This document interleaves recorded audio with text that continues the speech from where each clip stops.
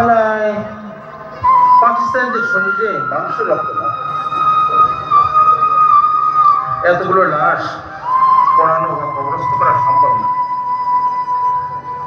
নে তোরা সকলেই মিলে লাশগুলো পার্শ্ব নদীতে ভাসাই দে।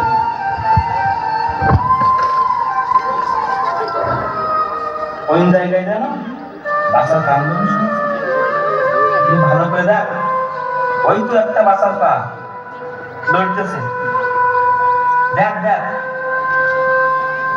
এমনও বেশি আছে। আহারে মাসুম বাসা, কয়েকদিন যে খাই না। এই হিন্দু বৌদি বলেছিল হিন্দুর বাসা, আমি কি করে মানুষ করি।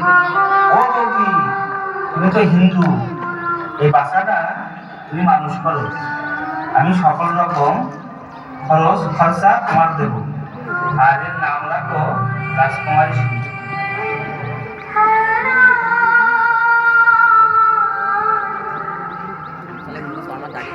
চোখনগরের প্রত্যক্ষদর্শীদের তথ্য মতে 1971 সালের 20 মে মাত্র 4-5 ঘন্টার মধ্যে পাকিস্তানি মিলিটারিরা 10-12 হাজার মানুষকে হত্যা করে।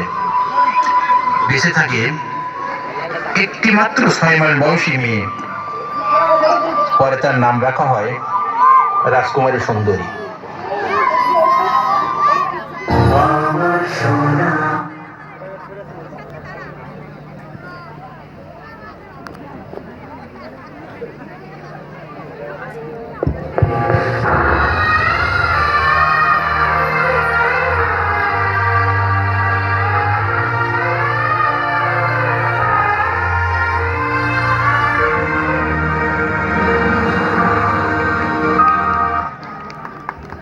সকলে করতালির মাধ্যমে তাদেরকে উৎসাহিত করি।